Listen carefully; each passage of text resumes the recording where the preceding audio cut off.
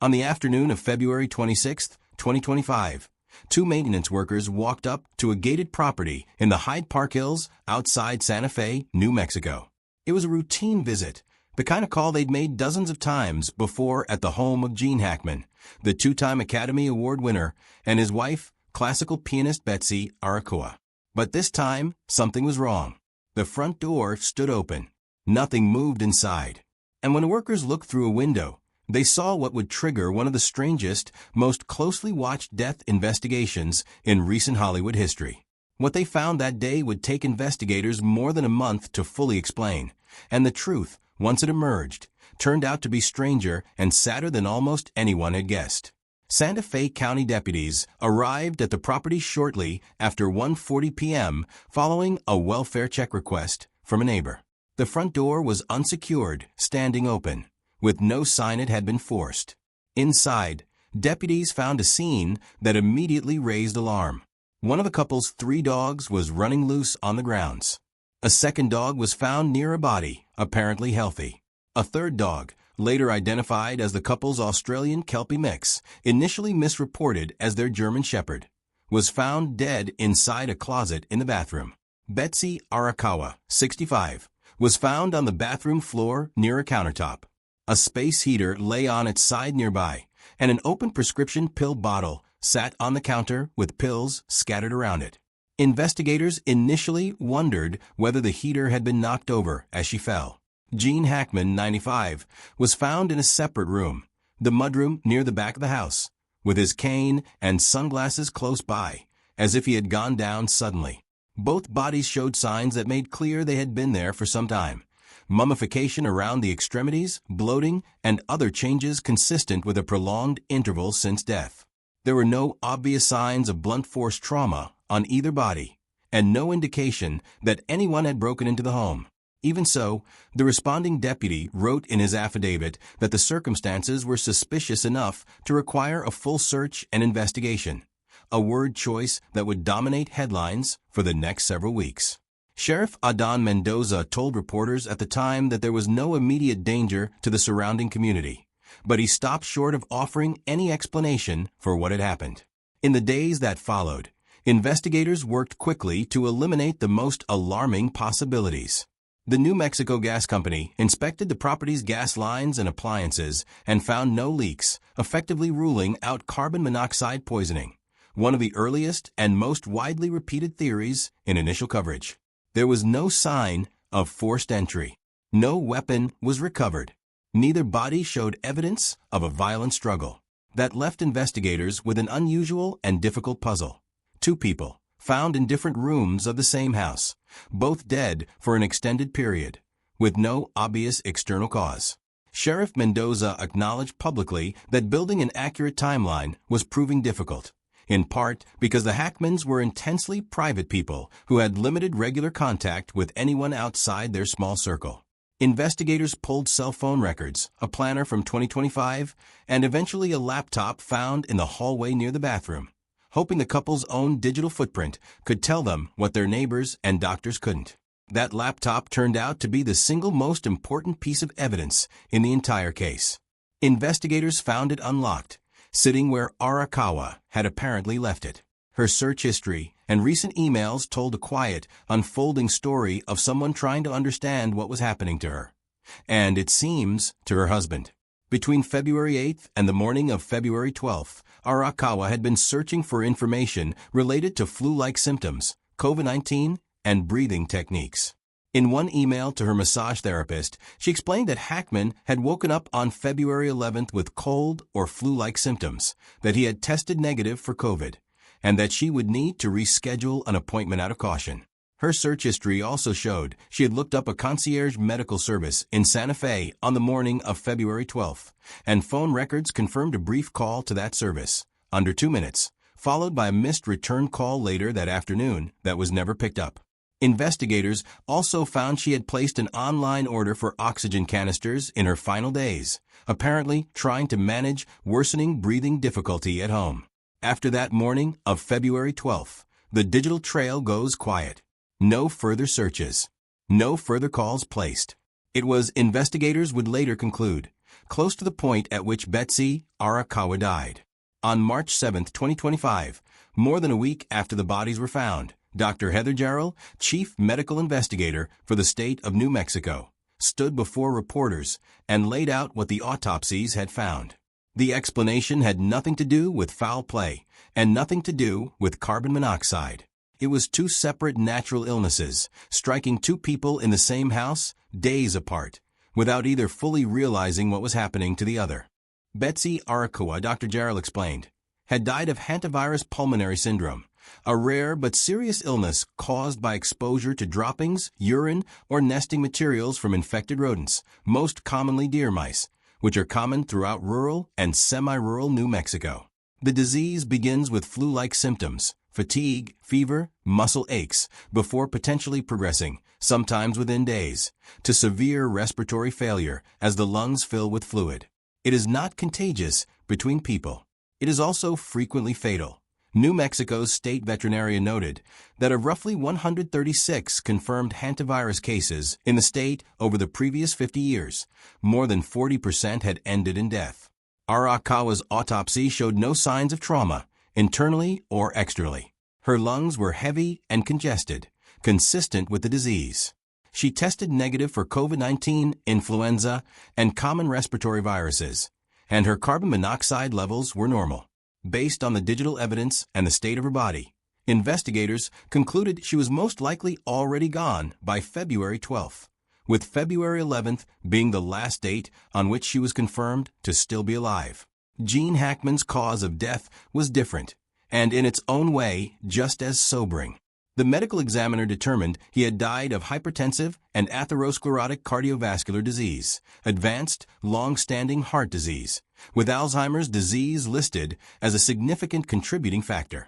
His autopsy showed extensive cardiac damage, including evidence of prior heart attacks and procedures.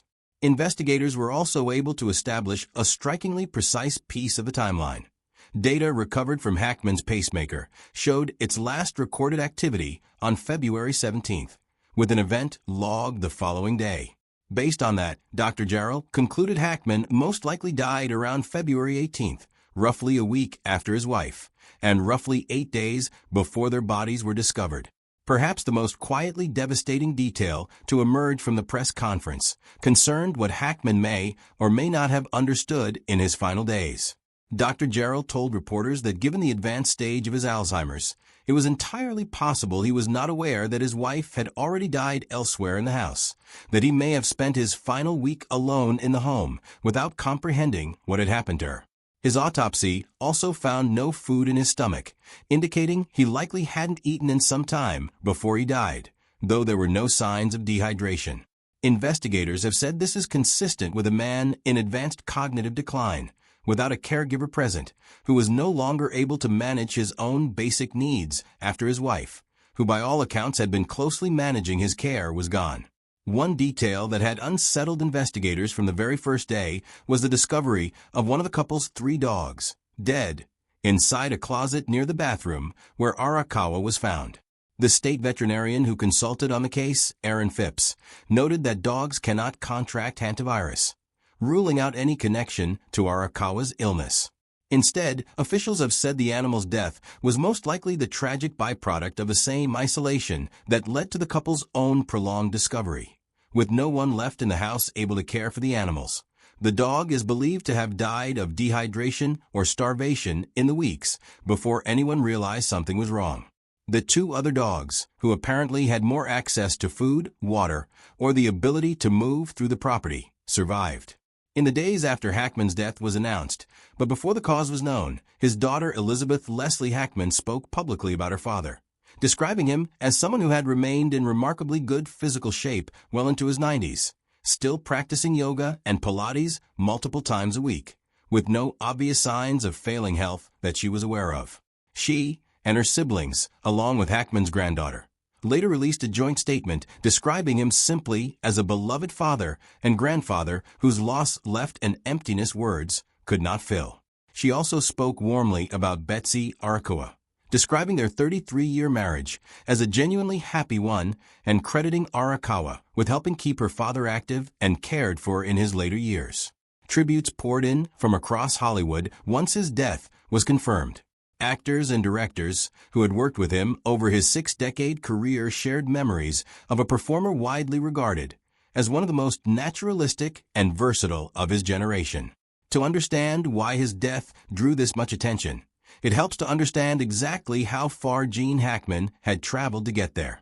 He began his training at the Pasadena Playhouse in California, where, according to accounts he gave later in life, he and a classmate named Dustin Hoffman were voted among the students least likely to succeed. Both men would go on to prove their classmates spectacularly wrong. Hackman's early career was a grind of small theater roles and rejected auditions.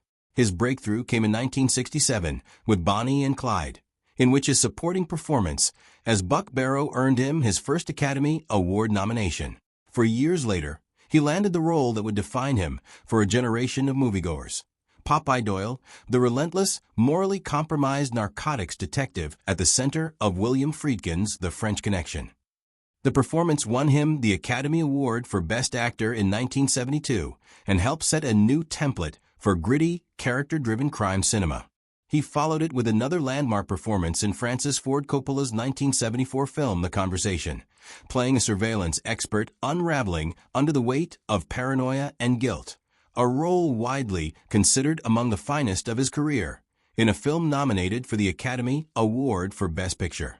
Across the rest of the 1970s, he moved fluidly between registers, appearing in Scarecrow opposite Al Pacino, and in 1978, taking on Lex Luthor in Superman, a performance that showed off a comic timing and charisma audiences hadn't previously associated with him.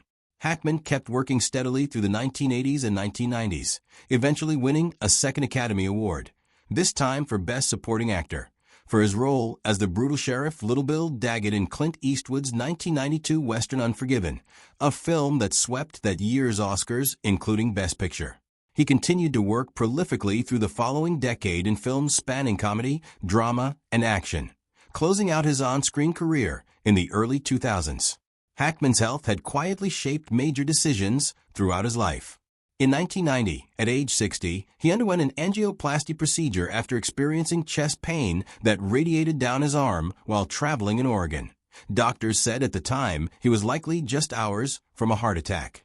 In a 2004 interview, he reflected candidly on the experience, saying it had happened so fast that he didn't fully register how serious it was until afterward. In a 2012 interview, he explained that ongoing heart concerns were a central reason he stepped back from acting, saying doctors had told him his heart was no longer well suited to handling the stress of a film set. He also survived a serious accident in 2012 when he was struck from behind by a pickup truck while riding his bicycle near his second home in the Florida Keys. He was airlifted to a trauma center in Miami as a precaution, but was released after a few days with only minor injuries. After retiring from acting, Hackman largely withdrew from public life, settling into a quiet routine in Santa Fe with Arakoa. He took up painting, fishing, and writing, co-authoring several historical novels with archaeologist and author Daniel Lenihan, and writing crime fiction on his own. He described writing, unlike acting, as something almost entirely within his own control. No crew, no set, no one waiting on his performance. What the investigation ultimately showed. By the time officials closed out their public accounting of the case, the picture that emerged was not one of mystery, foul play, or scandal, the theories that had dominated early headlines, but of two isolated tragedies compounding one another inside a private, secluded home. Betsy Arakoa, a healthy 65-year-old, was infected with a rare and often fatal disease she had almost certainly encountered through ordinary rodent exposure common to homes in that part of New Mexico, and died within days despite trying, right up to her final hours, to figure out what was wrong with her. Gene Hackman, 95 years old and in the advanced stages of Alzheimer's, appears to have gone on for roughly another week inside the same house, quite possibly without understanding that his wife of more than 3 decades, the person who had been managing his care, was already gone. It's a conclusion that offers little of the intrigue that early coverage promised, but it says something true and sobering about aging, illness, and isolation, even for two people who, for most of their lives, were anything but invisible. Gene Hackman appeared in more than 80 films across a career spanning nearly 6 decades, earning 2 Academy Awards for Golden Globes and a reputation as one of the most respected actors of his generation. Betsy Arakawa spent decades as a classical pianist before largely stepping out of the public eye to build a private life with her husband in New Mexico. In the end, both were remembered less for the mystery surrounding their final days than for the lives, public and private, that came before them.